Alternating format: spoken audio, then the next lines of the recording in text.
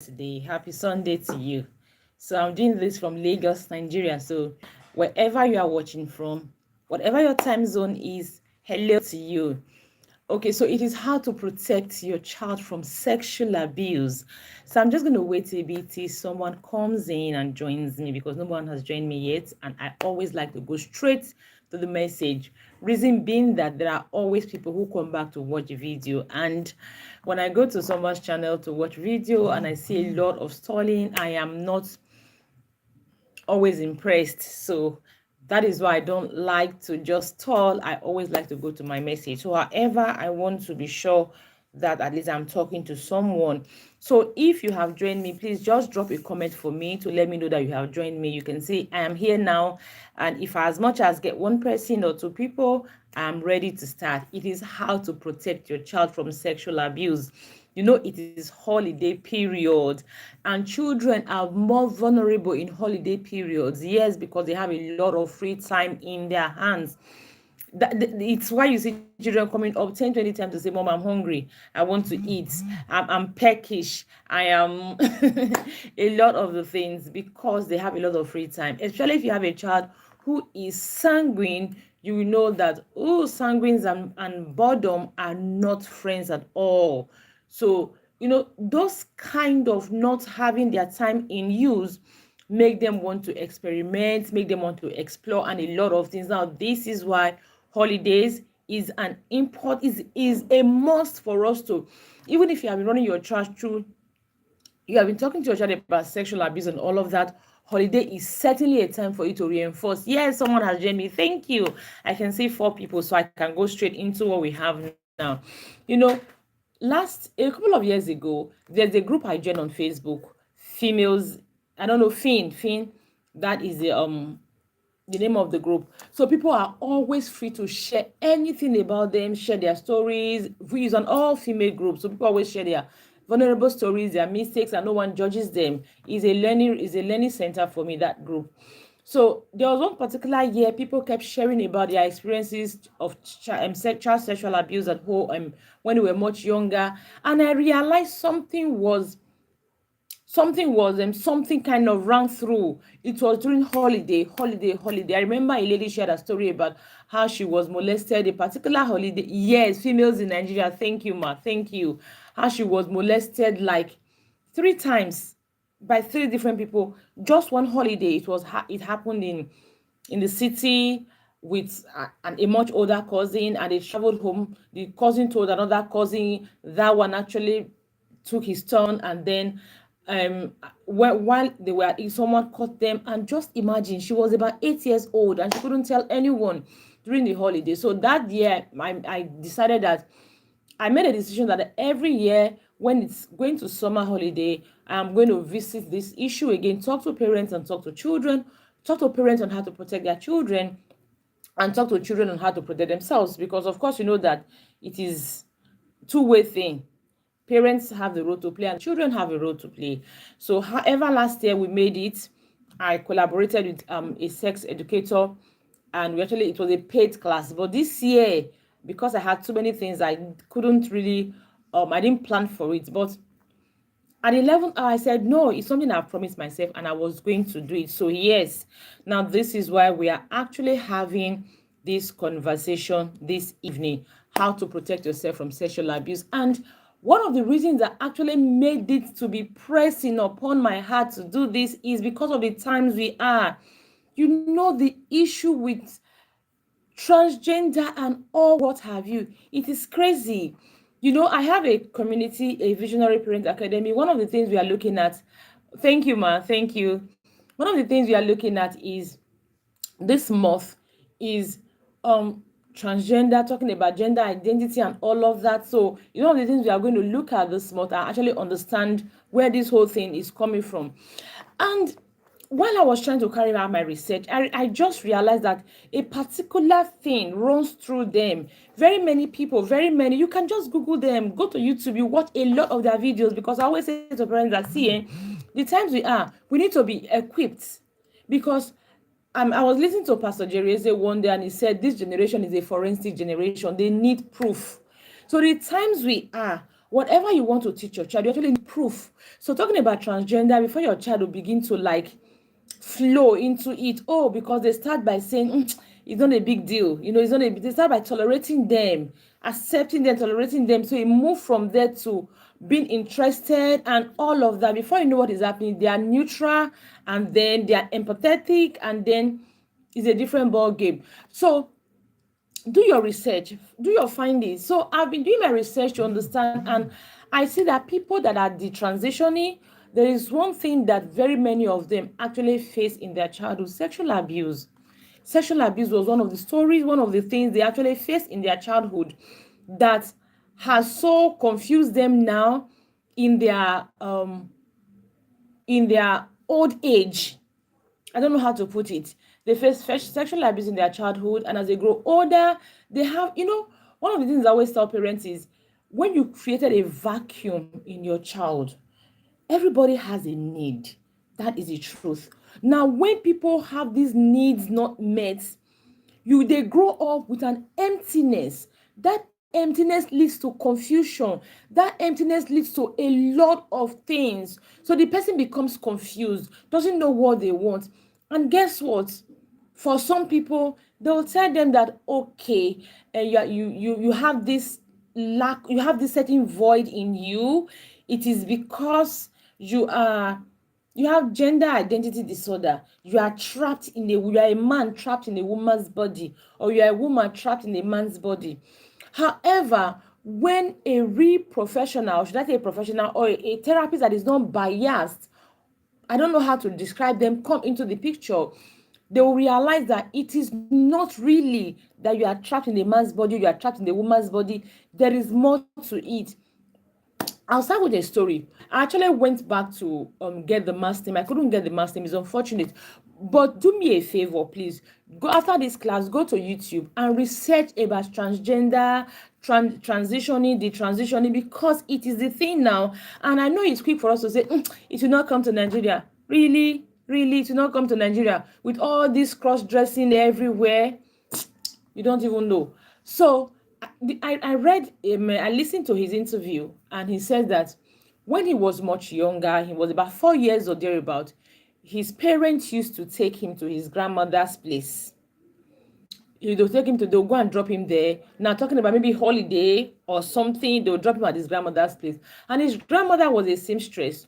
So the grandmother, I think, had purple fabric left, made a purple fabric dress for him. So he would wear it. And that was the era where color actually had gender. It's not now that people are just trying to be neutral with colors. Color, traditionally, pink and purple are for females. Why, what is it called? Blue is for the male gender. It is traditional color. So that was when colors were really traditional. So the grandmother will wear him the dress, a boy, 4 years, wearing the dress. I know when the grandmother wears him the dress, the grandmother will call him beautiful and all of that, and that was how he started liking the purple dress, started feeling, now I'm already into our class. This is just like the background. I'm already into our class. We have a lot to talk about. Now, the grandmother will admire him in the purple dress and call him beautiful and all of that. So the boy started feeling that maybe at home, his parents did not call him handsome, the parents did not call him cute, they had no fine name or anything for him. Maybe in school, nobody even paid special attention to him. But the grandmother paid special attention to him, and especially when he wears that purple dress. Of course, now the woman I swam. What do you expect? She made the dress a purple, a girl's color. So she just made it, and the boy wore it, and she said, oh, this looks beautiful on you. Because of that, the boy actually liked wearing the dress. So one day, I think after the holiday or something, I'm not sure now, but one day the grandmother gave the dress to the boy to take home and told him, don't tell your parents, our little secret. Of course, because purple was traditionally a female's dress. So he asked the boy not to tell his parents, and that was how the boy took the purple dress home, and he never told his parents about the purple dress. So I'll come back to this story later. So what I want you to do for me now, please, if you are here, help me just leave a comment that I am here, or put a like or something, so that I know that I am actually not talking to myself. Someone is here with me. So today's topic is how to protect your child from sexual abuse. Thank you, thank you, thank you. Everyone that is there.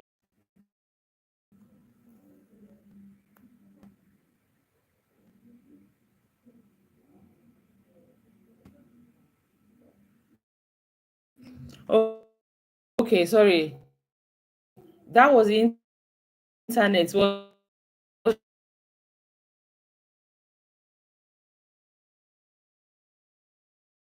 What was happening? I was trying to just I was trying to network. Okay, so today's topic, I was saying, sorry, before the internet drama happened, it's how to protect our children from sexual abuse. That is what we are talking about. Now, the truth of the matter is, before you know how to actually um, protect your child from something, you have to know the causes. It is the causes we are going to work against. The causes, the reason why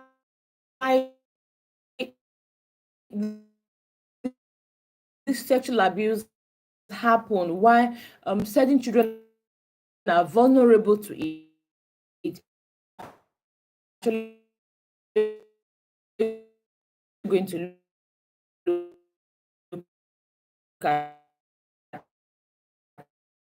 and we are going to look at it from two angles. We are going to look at it from the parents' angle and from the child's angle.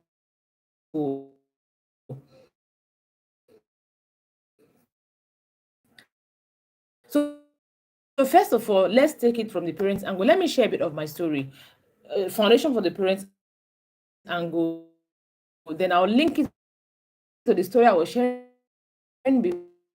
before. It's not going to work. It's not going to work. It's not going to frustrate me. So I was talking about the boy. So the grandmother gave him the dress to take home. So when the boy got home, he will wear the dress in the mirror. He'll remember the grandmother's voice of how beautiful the dress was and all of that. Now, remember, I said, now, nice words at home. So, but the grandmother, each time he wore that dress, the grandmother would tell him how good the dress was on him and all of that. So, because of that, when he got home, he would wear the dress, he would admire himself in the mirror with the dress and all of that. Then one day his parents caught him. Remember, I said that was the era where colors really were traditional. They were really gender. Pink, purple for not now that boys can wear pink and all of that. So the parents caught him, and the parents were not happy at all. They didn't like it, and of course they reacted.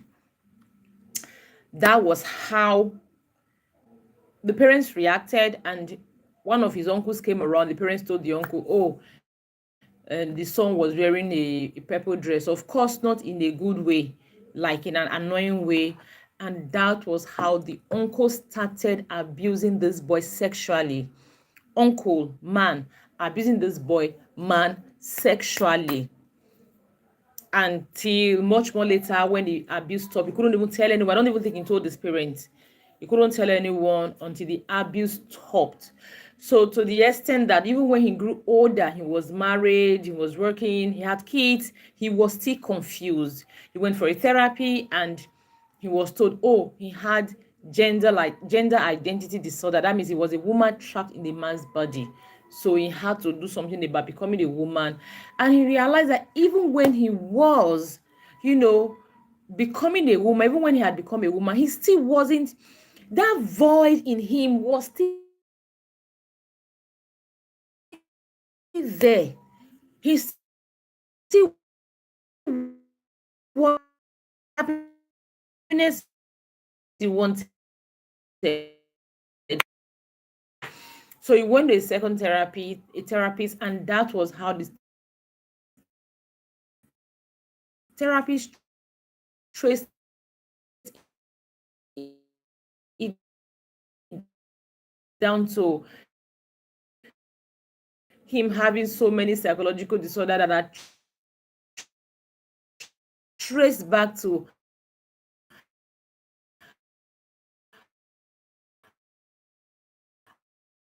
how he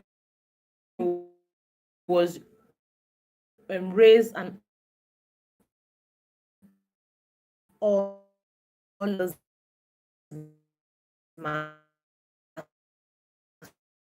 story.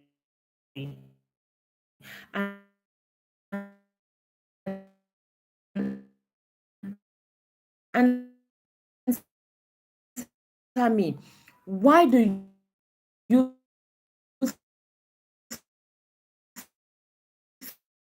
think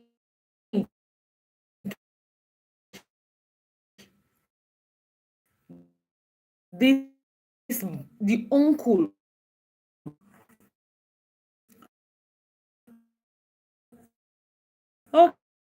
okay network again?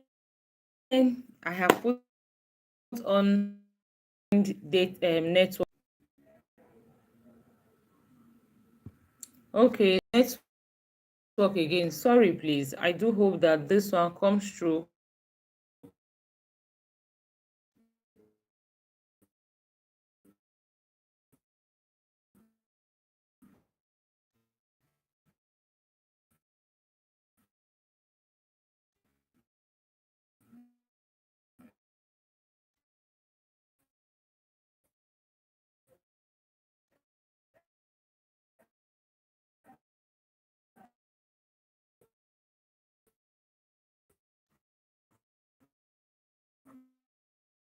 So he was sure that he was going to get away with it.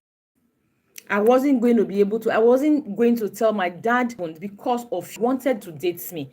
What was going to date me for as a child, 12 years or thereabout. So he knew very well that he would get away with it. He was convinced that if he decides to be having sex with this little girl, he will get away with it. I will not be able to tell. Now, because I did not, he wanted to bully me into actually doing it with him. That was where the slap came. And he had the confidence because he knew that I wasn't going to tell my parents, granddad already. Why did his uncle have the guts to go and start sexually abusing him?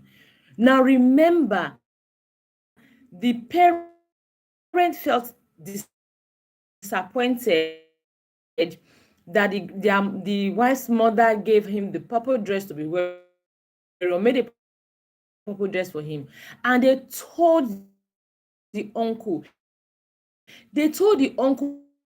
in a manner that, in a manner that was kind of annoying, in a manner that they have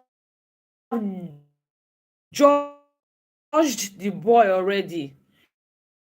So the uncle purple dress, you get my point. So he came in with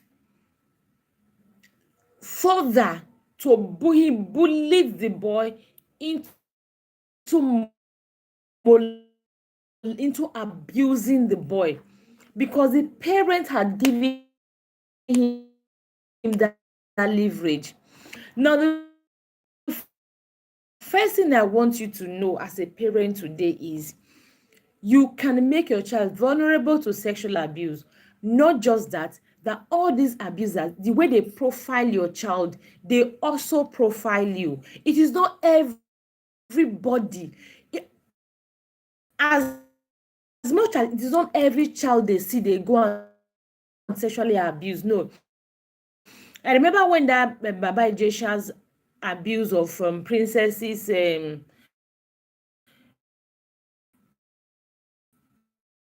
word that went to them, but he plans to take that. He profiles profiling is like when somebody asks you your profile, can I have and all of that, you put your name in.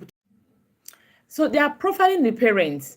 Now they want to, in a situation where they have profiled the parent is vulnerable the child is vulnerable, oh, it's just a quick go for them.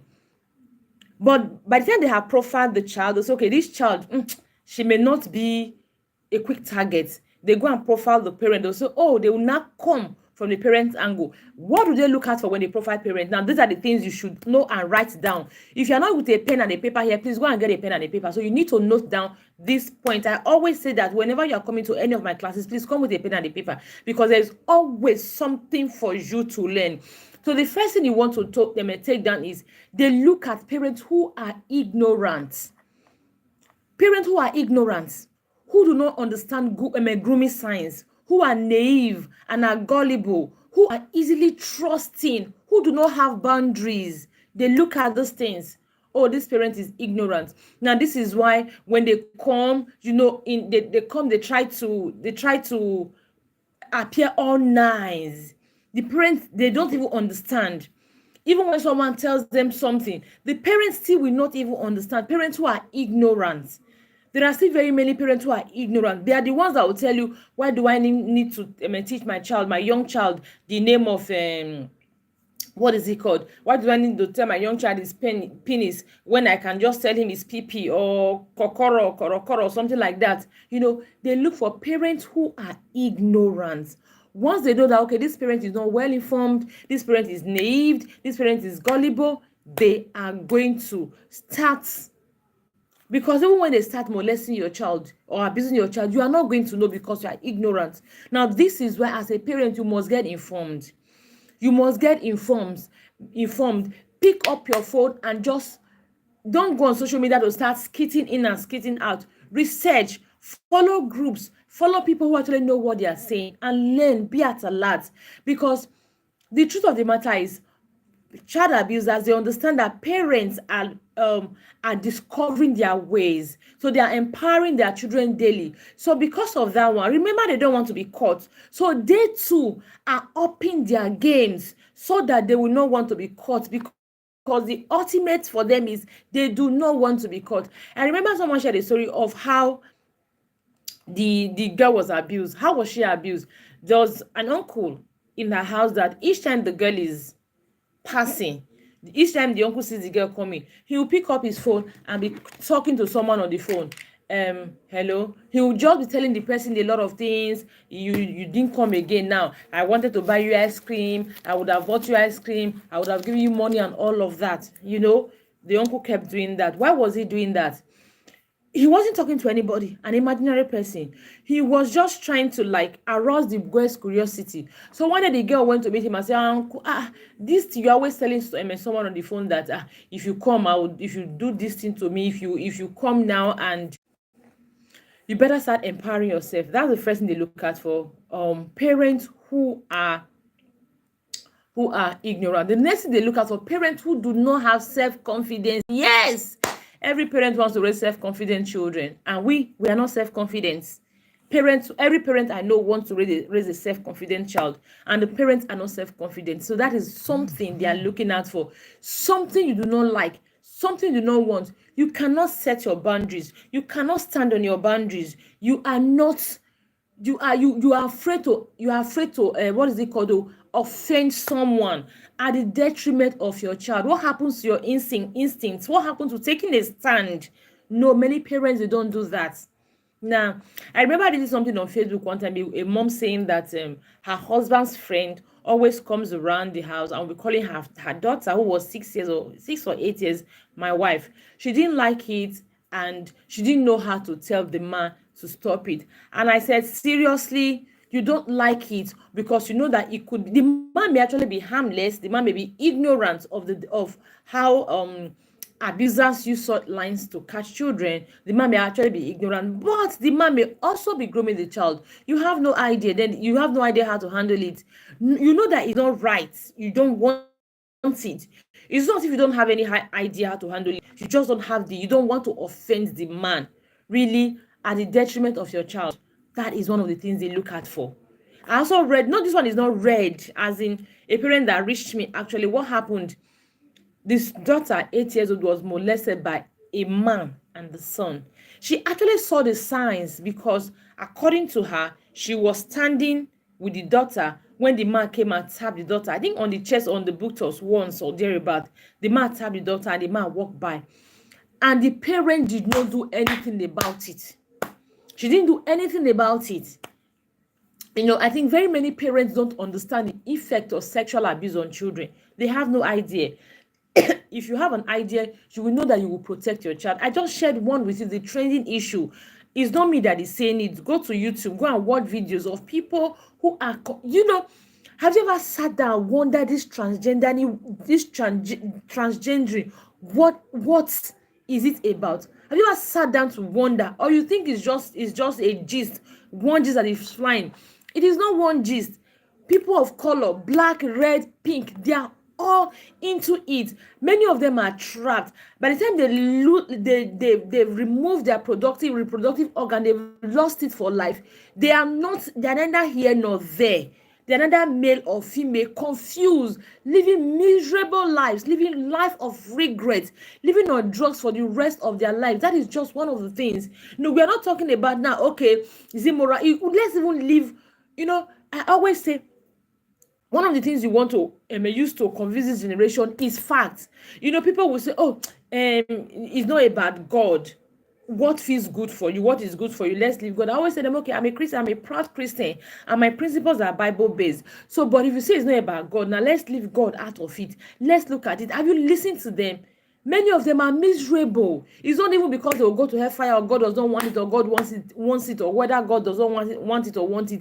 They are miserable. You see children not up to 18 years, they are already miserable. They do it this year, next year they are looking for how to change back. 2 years, 3 years, they're looking for how to change back. Unfortunately, they cannot go back to becoming who God has created them to be. So it simply means that for the rest of their lives, they are going to be depressed. It simply means that they are going to be depressed, they are going to be unhappy, they may want to end it. So it's a loss. So many parents don't know the effect of this sexual abuse on their children. Maybe that is why they take it with levity or something. So one of the things they look at for is a parent that is not confident. Of course, if you're not confident, you can't stand up, you can't protect your child. They look at this thing. So one of the things you want to do as a parent, you want to boldly always stand up for your child, create your boundaries, understand your boundaries. I remember one time I was in a place, in a friend's place, not a friend, an acquaintance. I was there, and there was this elderly woman. I just know her randomly, and she came here. She had a bunch of bananas. She was giving my son. My son was about 2, 3 or thereabout, and my son was looking at her. She was eating the banana, and my son didn't ask. She just offered, and my son was going to take it. I said, "No, ma, thank you." And she was like, "You think I want to bewitch your child?" I'm a pastor, and really, she didn't wear. She had her hair tied and no earrings, no makeup, and all of that. Her face was bare. Think I'm going to bewitch your child? I'm not going to bewitch your child. I'm a pastor. I can never do this, and all of that. She actually, and my son was eager to take it. You know how it is with children. I told her, "No, ma, it's not whether you are bewitch my child or you're not going to bewitch my child. That is not my headache." I told her, "Oh, nobody can ever bewitch my child. The thing is, I'm teaching him to say no. You may actually have a good heart. What if when a bad guy, a kidnapper, a pedophile actually want to offer him something, I will not know the difference, really." So that is why I'm saying, no, I will not let you give my son. Thank you. If you must give him my son, if you must give him anything, you must give me. Then I will choose to give him or something. I don't want you giving him. I know that it happened in a place where parents were like, really? Some understood my part. Some felt my own was too much. It's understandable. I knew what I wanted for my child. I know my boundaries, and I'm going to protect my boundaries confidently. You don't like someone calling your child my wife. You say to them politely, assertively. You let them know it's not because of you, uncle. No, uncle, this is my wife you are calling this girl. You know she's a small girl. It's not because of you. Hey, you know how these things are. Sexual abusers everywhere. So if we make her feel it's comfortable for you to call her my wife now, what if somebody else goes to call her my wife that has the intention of grooming her? What do you think will happen? She would not even know where to stop. After all, that uncle was calling her my wife. My parents allowed it. Now, this one is calling me my wife. And maybe, and that one can even go further to say, yeah, let's come and do what husband and wife do, and my child will allow. You know, get that? Tell politely, say it, but you are setting your boundaries. You are setting your boundaries, confidently. That way they know that you are informed, you know what what you are doing. So please, they look at for parents who don't have confidence, because it's not every parent child they molest. No. Have you not heard when people will say, that girl, mama, nah, papa, now? I remember one day, hey, let me even share this one recently, not too long ago, is something this year or so. I was walking down the road and I saw those girls. She was in front of me, and young girl, and two guys were behind me. So they greeted the girl, and no, sorry, they were in front of me.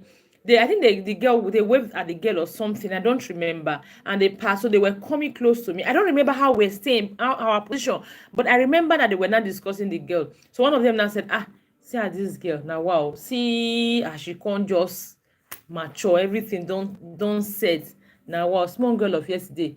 The other one now said, no look at too much, make you no enter your eye, because papa will shoot you gun. Papa will cut your head. The other one now say, no, no, no, no, no. A man got to look, they just kind of played with the matter and all of that. That was it. That is what I'm talking about. If papa will shoot you gun, the man will remove your head. That's what I'm talking about. There are some children that people don't dare because of their parents. Even though the child looks somehow, they will say, if this one parents mistakenly hear, my own don't finish. So that is how you want to look, to actually look confident, be sure to protect your children, to be able to protect your children. The next one is parents who are not available. Of course, they know parents who are not available. It's easy for you to know their children. You see them in school, yes, I teach in the classroom. I've taught across schools. I'm in Lagos, from Ikorodu to Lekki. I've taught different schools. You don't even need to know parents who are not available. You just see them in their children. Sometimes the way they come to school, the way their homework, their work, everything about them. You just know that these parents are parents that are not available. Even if they are available, they don't pay attention. I've been to a PTA before where the school complained that I also speak to parents at PTAs. So I've been to a PTA before where parents said that where the school teacher said that the children, if you open their flags, you see maggots coming out. I've also been to, and not just one, two schools like that. They see maggots. I'm wondering, does it mean that the maggot will not grow from one day? It's not just one day the maggot will grow. So it simply means that these young children in kindergarten that cannot wash their coolers well, simply means that either the parents don't have time to wash it thoroughly, or they just leave them at the mercy of the nannies who don't really care much. So it's easy for you to know parents who are not available. These parents, people know the parents. So I read a story that was trending on Facebook one time, of a parent who just dropped the child in school very early and go to work, and that was how the school owner started molesting the child. Okay. This one I want to talk about parents who don't respect their children. It is one of the things I said, my parents, that was the thing. That was why the guy had the guts to slap me, because my parent, when I tell parents that, see, your child misbehaves, you don't have to give your child public embarrassment in the name of correction. I put it on Facebook one day, people were going to call for my head. They were literally calling for my head. Someone even said, when your child says insult someone, call someone mean names, you correct your child immediately, you discipline your child immediately. I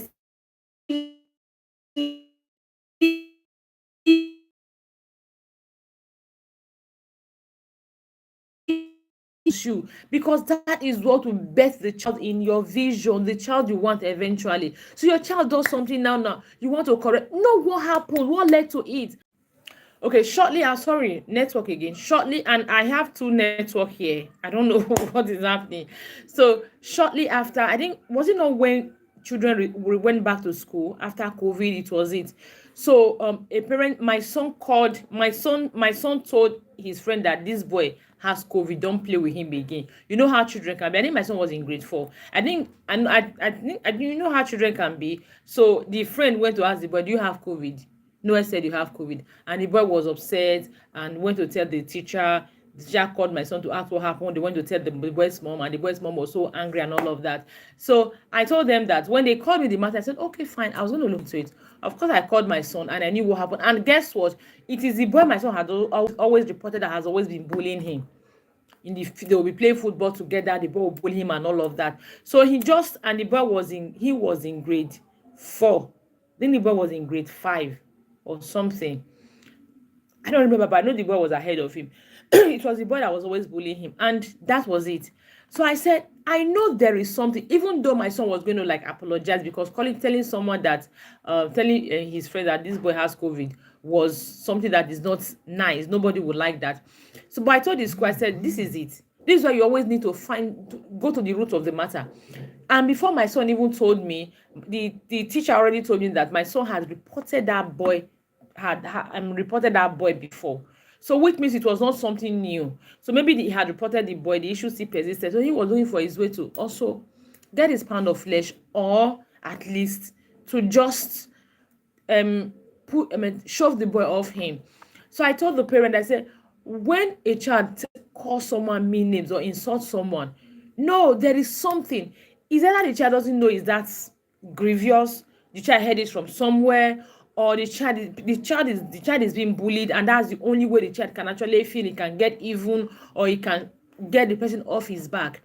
So disciplining the child is never an emergency. You must find out the root, and you don't force the child to apologize. Find out the root. For all you care, the child something may actually be responsible for it. No, many parents don't do that. You give your child public embarrassment. What do you think happens when you do that? Every human being loves to be respected. Even your little children, they love to be respected. They love you to talk to them calmly, for you to empathize with them, for you to listen to them.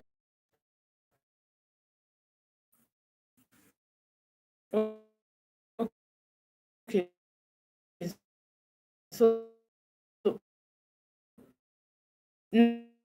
has been dealing with me terribly this evening, but hey, what can I do? I actually have connected to new two network providers here, and both of them are code 9V. It's not going to work. I assure you. So I was saying that, remember, they are profiling you too. They are looking at these things. So if you feel, oh, you are in a neighborhood, wonder that, do you know that if people there are targeting you, someone can even to. So the boy was struggling with something in class. I don't remember the particular event. What I remember is I heard it telling the boy that, if I call your mom now, your mom will enter the nearest, she will just enter the nearest flight, or she will even enter the nearest Okada and start coming here to deal with you. You know that, right? You better behave before you let me call your mom. And this boy was literally jittering. I said, really? Really? And in the mom's mind, she's doing the right thing. She's disciplining the child. What do you think?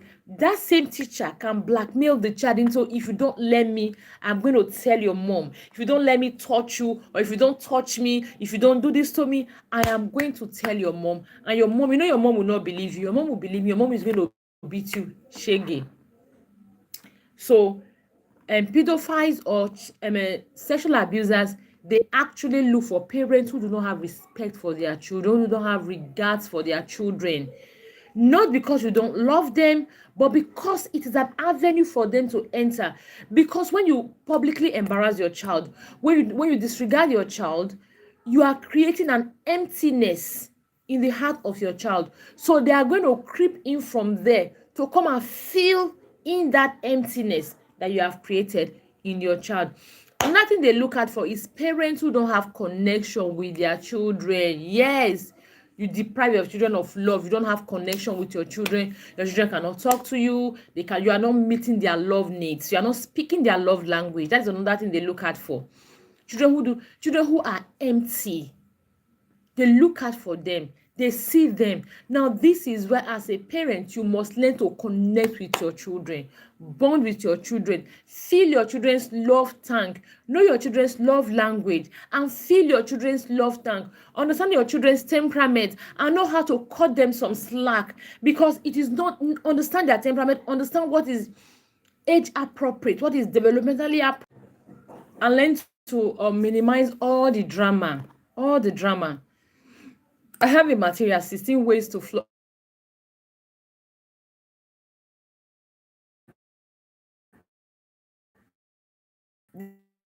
This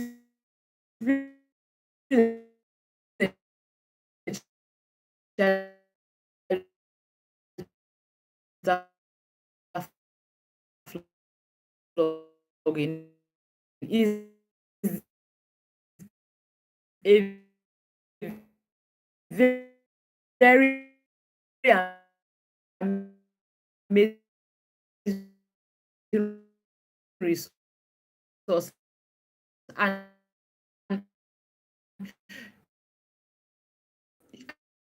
I would like to recommend it at this point for you to get it. 16 ways to discipline a child that flow. What is age appropriate?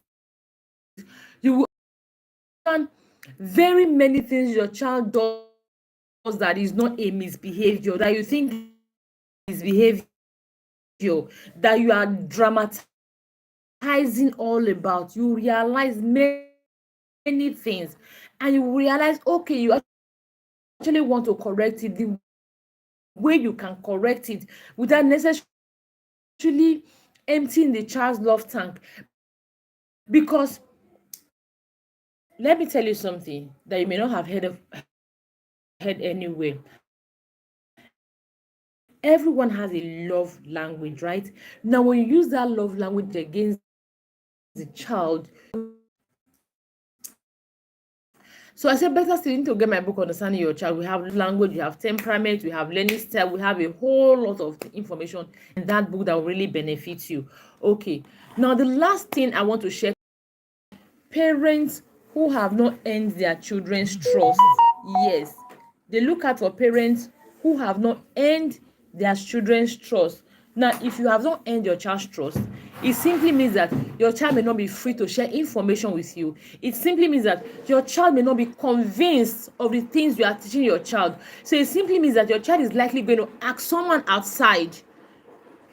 It simply means that if you tell your child A, your child may not be too sure. So if uncle tells him B or tells her B outside, it's easier for them to believe it.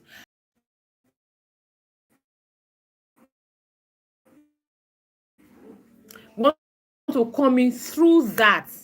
So by all means, as a parent, earn your child's trust. All means, as a parent, earn your child's trust. How to earn your child's trust? See, many things. The seemingly how do I call it, small, we don't do. That's how we earn our children's trust. The small things. The other day I was going out, and I saw a woman in my neighborhood. So I stopped to carry her and her child, and she was telling her child, you are lucky, you actually now someone is carrying us. And I asked her what happened. She said the son, I think 2 years and a few months or thereabout, was crying that he wasn't going to leave the house until the mother until the mother brought a car to carry him.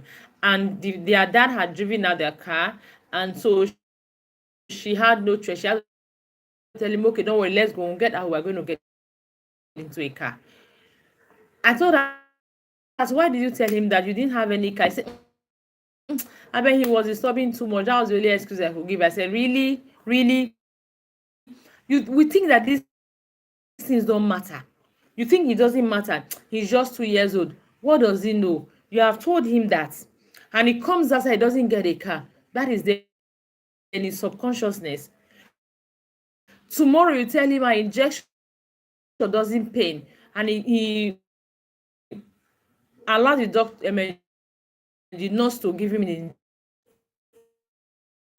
and your history of not being trustworthy is already deep rooted in the heart of your child. Anyways, that is the first part of the parent. The second part is the child. So I'm going to just run through it. We have already spent over an hour here, so I'm just going to run through it in 20 minutes. Hopefully, we are going to be done because I didn't plan for this class to be long. I'm sorry, network decided to show me shaggy, but we still came through.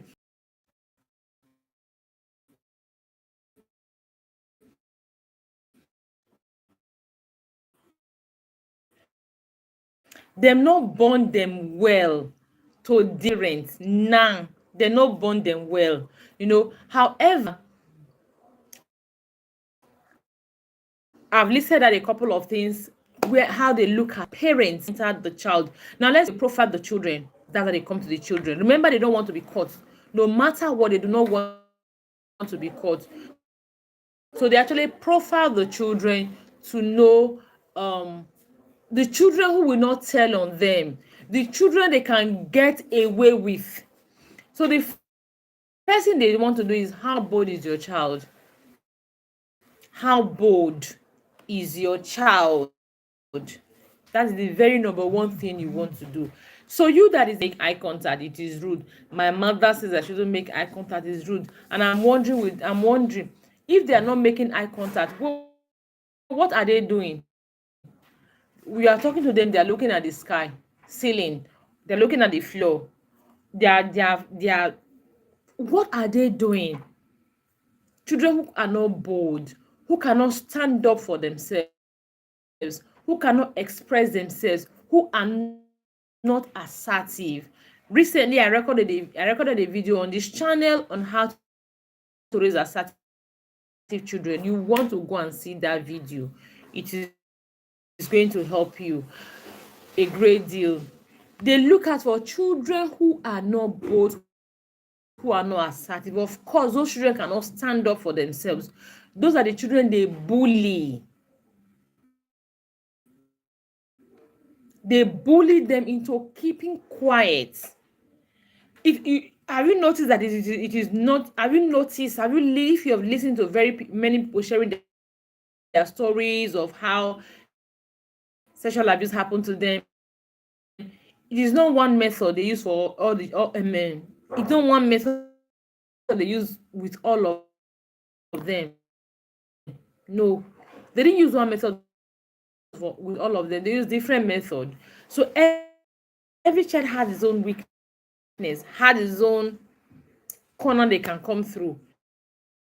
So for a child who is not bold, who is not assertive, they want to come through that lack of assertiveness in the child.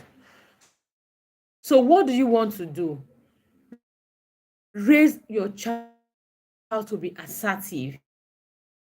Let your child understand boundaries.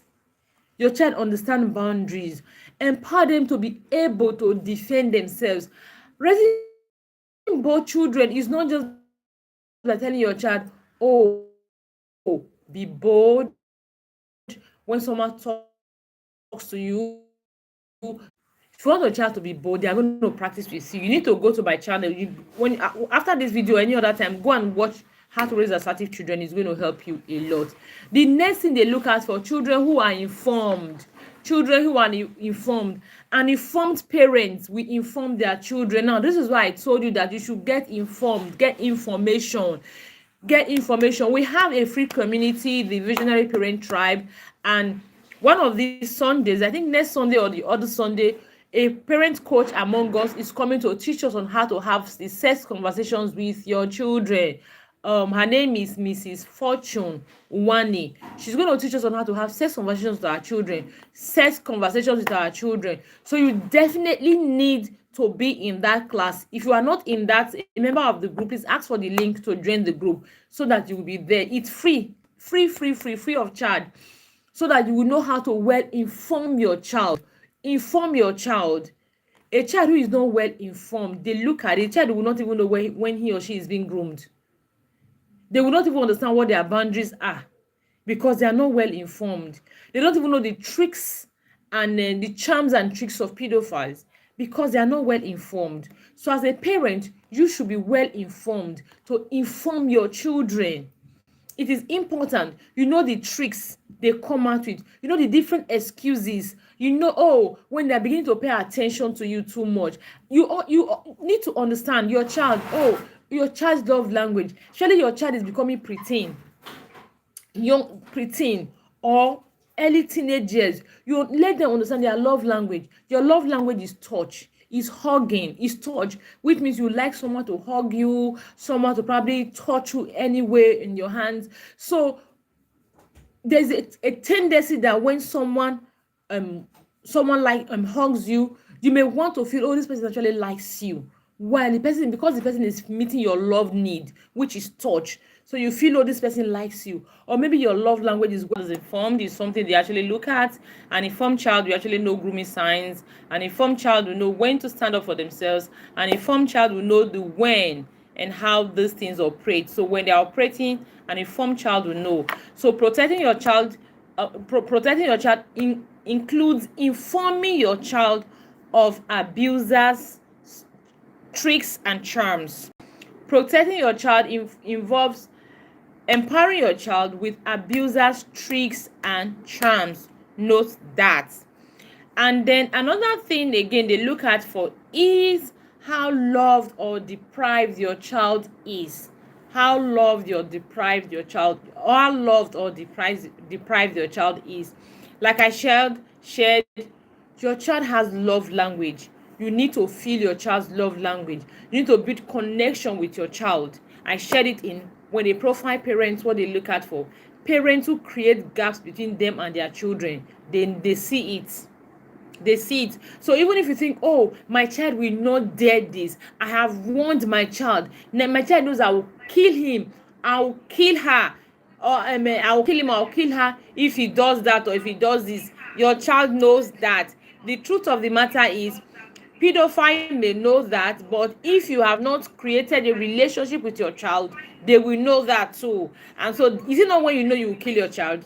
It is when you know you will kill him, now you kill her. So they are going to now come in from that lack of connection you have with your child and then begin to groom.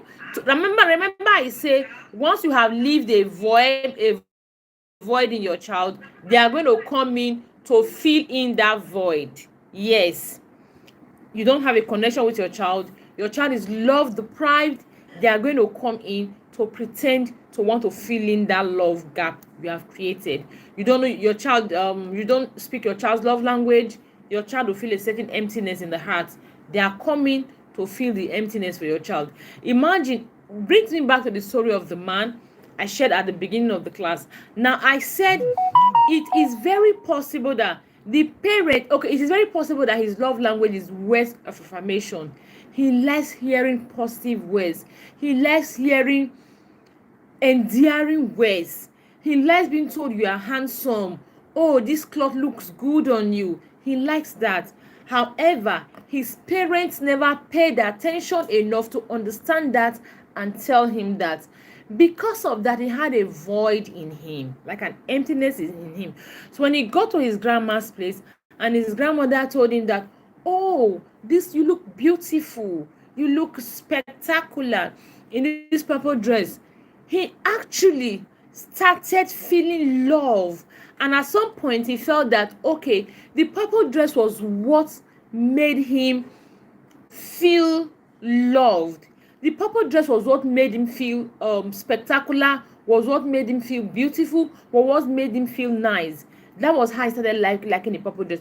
So now when he grew older, he felt that, okay, maybe people did not appreciate him enough. He would say, if I was a girl, I would have gotten things differently. Maybe if I was a girl, people would have loved me, people would have appreciated me or something. That is how it started. It may have started with him. And of course, he went for therapy and he was told, you are a woman trapped in a man's body. All started from not having his love needs met. So as a parent, you need to be able to meet your child's love needs. You need to be able to connect, build a connection with your child. You need to build, it's holiday now. Create memories with your child, memories, fond memories that they will always remember for a long time. This is, you building connection with your child is one way you can actually protect them from sexual abuse, because your child will be happy, your child will be healthy, and then your child will be happy, and abusers will not see that emptiness or that void in the child to go and want to fill. Don't forget that. Like I shared 4 ways. I shared how bold your child is. That's how you want to raise both child to protect them from sexual abuse. You need to raise your children to be assertive, to be bold. I said I have a video you can check out on that in the channel, how informed your child is. We have an upcoming class in the WhatsApp group where you will learn how to inform your child, how to have the sex conversation with your child and empower your child. It's free, so much that your child will have so much knowledge. Don't miss out the class. And I said it's going to be taken by Mrs. Fortune Wani, Coach Fortune Wani. She's the parent coach. How loved or deprived your child is. A loved child is a happy child. A happy child is a confident child. I tell you, you need to begin to build connection with your child. Yes. Remember, I said you need to earn your child's trust. They are all actually what makes, what build all the things that come together to build connection with your child. So let me give you some quick action guides. Time is going. I really don't want to spend too much time here. You can see I'm just rushing through the remaining part of the class. I don't want to spend too much time again here. So action guide, what you can do to actually protect your child from sexual abuse. One of them is build your child's self-esteem. Build your child's self-esteem. Build your child's self-esteem. Whether it's adult to child or child to child, children with healthy self-esteem make good decisions. They make good decisions. They can stand up for themselves. They can defend themselves. They believe in themselves. They know they are worth something. Build your child's self-esteem. It is very important. Build your child's self-esteem. It will help you protect your child from sexual abuse. If it's peer to peer, a child who has healthy self-esteem make good choices. They don't experiment with things that are not relevant to their vision, to their cause, or to their goal. So build your child healthy self-esteem. Next one is build when you have a relationship with your child is happy, your child feels loved, they feel special, their self-esteem is intact, and pedophiles know that, oh, this child really they don't want to check, they don't want to try their luck or something. They know the child, I know what I'm doing. And cajole me. You can't bully me. Build a relationship with your child. Fill your child's love tank. I've talked about it. Fill your child's love tank. I've talked about it. Understand your child's love language. I have a book that can help you understand your child. We have a chapter for love language. We have chapters for temperament. We have chapters for learning style. And how to discipline your child is also there. My book, Understanding Your Child. Then feel your child's love language. A child whose love language, a child whose love tank is filled is a happy child. I tell you this for free. You see couples, let's look at adults. You see couples, you'll be wondering, waiting this man they give this woman the chop, or waiting this woman they give this man the chop. Someone says if you understand your child's love language, you have your child mumun button. It's the truth. When it comes to marriage, the same thing. You understand your spouse's love language and speak it, you are closer to each other, because you're actually meeting the person's love needs. Everybody has a need. Everybody wants to be loved, no matter who the person is. They want to be loved. So you know how to fill their love tank or speak their love language. You are actually helping your relationship to be more bonded. Then the next one is empower your child with information of pedophiles, sexual abusers. What happens? Empower them with information. Your children are growing. They are going to have hormones. They are going to have the urge. They are going to have sensations. Empower them. Let them know that it is normal. They are going to crush on someone else. Someone is going to crush on them. Let them understand. Empower them with information. Don't let them experience shock when they begin to get to a certain age. Now, this is why I said I always tell parents that, Parent with a vision. How do you parent with a vision? It's not just an abstract thing. You sit down, you understand the next phase your child is going to go into. You know the next phase. You understand the challenges of the times we are. Then you understand, okay, how will my child navigate this phase successfully? When you understand how your child will navigate this phase successfully, then you begin to empower them with the skills to help them navigate the phase successfully. And this is one of the things we do in our parenting community, the Visionary Parent Academy. We help you create. You start by creating. We don't help you. We guide you to create your parenting vision. You create your parenting vision. You know the very next step your child is going to phase your child is going to go into, and you want to empower them to be able to navigate it successfully. So yes, your child is going to be a teenager, is going to be a preteen. Your child is going to have certain feelings, things, hormones, things running through them.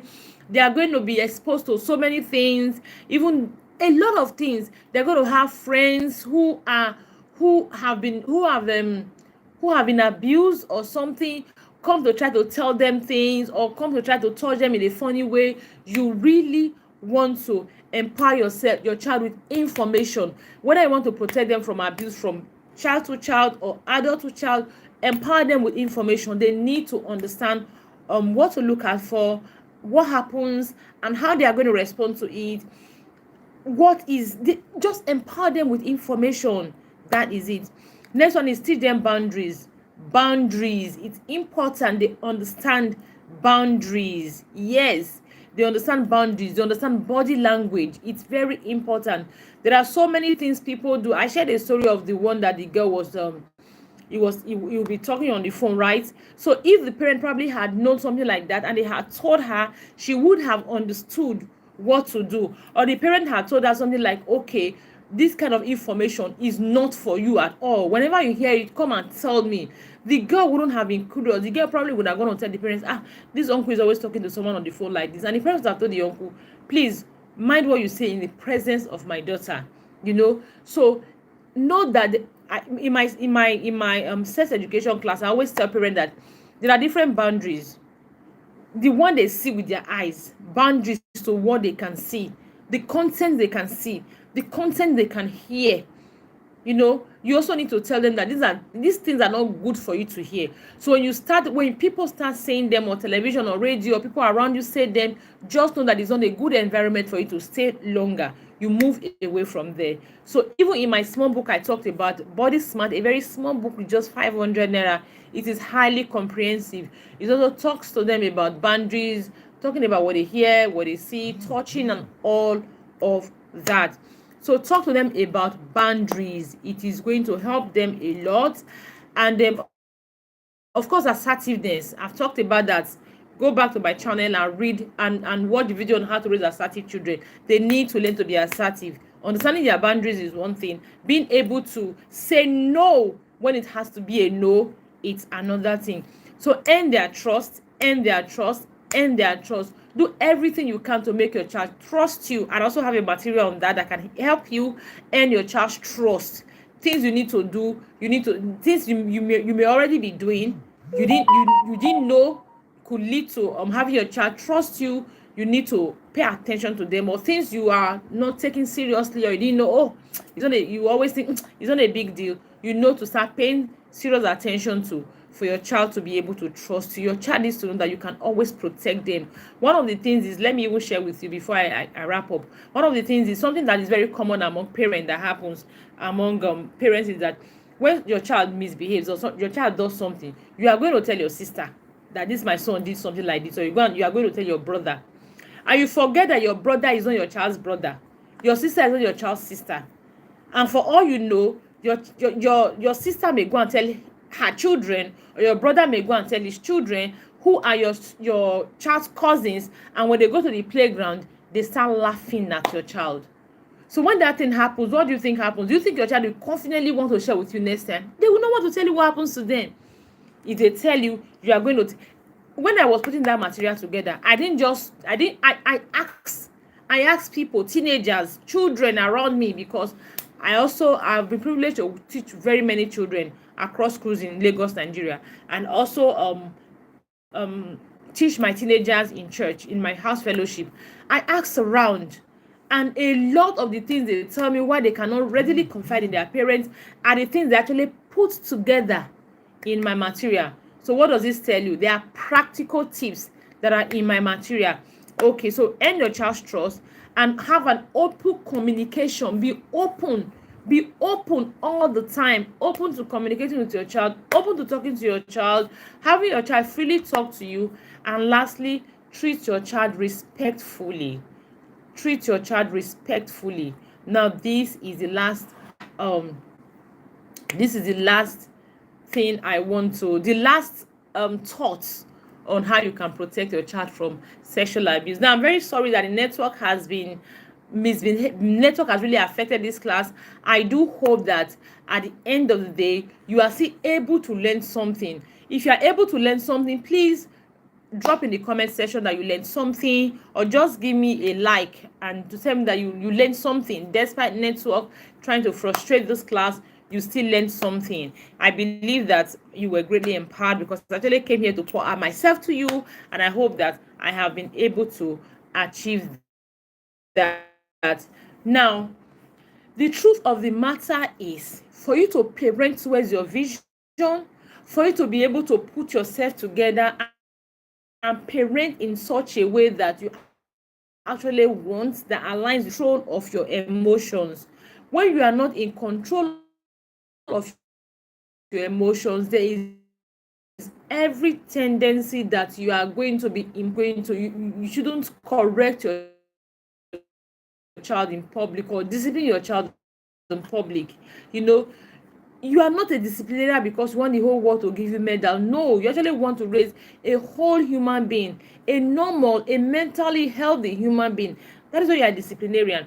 However, we can easily get angry. Someone tells you your child did ABC, you can just be angry and you want to jump into conclusion. You're into reaction. Now, this is where emotional intelligence comes in. You need to work on your emotions as a parent. If you must go anywhere, if you must make any headway in your parenting, you must be emotionally intelligent. And guess what? It is one of the very first things we do in in the Visionary Parenting Academy. Yes, we help you work on your emotions. The first thing we do is to help you create your vision. The second thing is to help you work on your emotions. And the third thing we do is to help you create a parenting framework. Your vision, your emotions, and your parenting framework. And then you get to join a community with other many parents who are parenting intentionally towards their vision. So I want to invite you to join us in the Visionary Parent Academy. I assure you that you are going to have a transformational parenting experience. If you want to join us, please send us a message and ask us. You can leave it on the comment section asking us how you can be part of this community. It is going to be worth your time. It is going to be worth your investment at the end of the day. Thank you very much. I'm almost not seeing anybody with me, so it's supposed to be question time. I would have loved to take one or two questions to wrap up, but hey, I'm almost not seeing anybody with me here, and I do not blame anyone because the network has been so bad. So I'll call it a day here now, and thank you so much for everyone that joins me. I greatly appreciate you. I appreciate you for joining me, and I say God bless you. God bless your parenting. God bless your children. May the dreams you have for your children come to reality in Jesus' name. Thank you so much, and have a fantastic week. Bye bye.